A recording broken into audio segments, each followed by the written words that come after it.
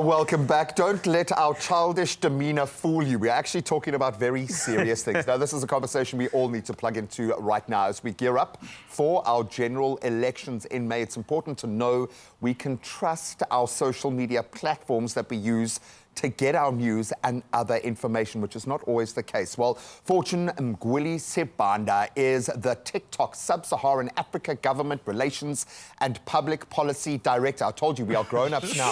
And he joins us to discuss how TikTok will be tackling misinformation and promoting transparency. And he's going to do it with a beautiful expressionistic dance for us this morning. Thank you so much. Yes. No, don't worry. We won't make you dance. That's for the rest of your followers. Thank you so much for being at a vitally important time, my brother. Thank you for having me, Graham, and good morning to your viewers. Lovely. So let's start off. I mean, TikTok obviously traditionally is a platform that Graham was just jesting about the dancing, etc. But it is a powerful platform. It is educating people not only about cooking recipes, but about the fact that there are certain things out there that is unfortunately going to be there. And the credibility of a timeline is there. You're going to scroll and believe a lot of things. It's almost like belief bias that is, you know, pretty much part of it. 100%. And so what you need to do is get people like you to intervene. So how are you leveraging that technology in order for people to be educated and to avoid misinformation? Yeah, thanks, Carl. It's great to be on the show again. There's quite a lot of work that we are doing as a platform. I think three main ways that I want to highlight. Yes. First is obviously protecting our community through removing harmful misinformation on the platform. Good. We don't allow misinformation, especially when it comes to processes such as elections, because these are super, super important for us. Yeah, it is. The second way is to empower users, again, through surfacing accurate information from trusted sources, so that people can separate fact from fiction. For sure. This will help them, you know, make informed decisions when it comes to voting. And finally, through partnerships, you know, from partnerships with government, partnerships with civil society and industry aspects, in order to improve the kind of content that we are surfacing for our community. Fantastic. I love that. Straight from the source. Straight from the source. Yeah. And it's not often the case. We've seen very often social media being used as the clickbait to take people down the wrong path. We see it happening every single day, and reputable news platforms using this. So thank you for taking that responsibility on your shoulders. When you talk about those partnerships, who has been key in getting this balance right for you guys? So I think there's various levels of partnerships that we have secured for this specific campaign.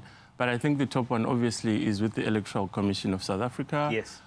So the partnership is to get some of that voter education and voter awareness information onto our platform, so that our users, when they're on the platform having fun, they can also access information around elections. But we also have other very important partners, such as Africa Fact Check, the South African Human Rights Commission. So, for example, Fact Check, what they do is that they look at some pieces of content to verify if they are true or false, so that they can also help inform our moderation decisions. So that content which is not verified, for example, we can label it, you know, to say this content is not verified, so that our users can know. That content which is verified, we can leave it on the platform. So there's quite a lot of partnerships that we're doing. This is just a small bit. But I love it. Create these gateways. Make it part of the process, that it's got to be checked before it gets there. It's simple as that. I'm so glad. And on that point, it's a two-way street, because you do get content creators putting things out there, but then there's also consumers receiving it. Yes. So are you doing things to also educate the consumer to be empowered to make those informed decisions, to say, I need to check the integrity of the information that I'm receiving, and not just go, oh, did you hear about what they're doing at the elections? I mean, are you doing that as well to empower the consumer too? Definitely, yeah. There's actually, thanks for asking that. There's a campaign that we're running, again with Africa Fact Check, a digital literacy campaign. This is to try and build the resilience of our users. There we go. So we're offering basic, you know, user education content, you know, to let people know to think before you repost, think before you connect. and we're offering this content in various South African languages. I think I'm very proud. It's an industry first that we're actually also offering this content in South African Sign Language. Well, wonderful. Well done. So it's quite brilliant. Really, all of these are tools and resources for our user community, to be able to discern fact from fiction, especially at this time, which is very, very important. That's power. It's great saying it like this. Yeah. You are massive. You represent millions of people. And that is I would imagine it, like, scale with you guys must be mind-blowing. Yeah. This moderation process, what does that look like from the inside? How do you get that right with so much content being created? I know we're working on one lane here when it comes to the elections, but this speaks to the way, the responsibility that you seem to have taken with all your content. Yeah, look, we take the integrity of our platform very, very seriously at TikTok. So one of the biggest investments we've made is a combination of technology as well as humans to actually moderate content. So the largest majority of our moderation processes is actually done by machines. Surprise, surprise, right? But look, we are confident in that, our machines are able to actually detect and pick out the content that doesn't meet our community guidelines. But after the machines, then come human beings, right? Machines can't read sarcasm or humor or parody, for example. So human beings will come in at that stage for also language, local languages, to actually, take out... Because there's a nuance there that can often get lost. There are nuances that machines cannot pick. But what we're super excited about, Graham, is that every quarter we then publish the results of that moderation. We have what we call a transparency report.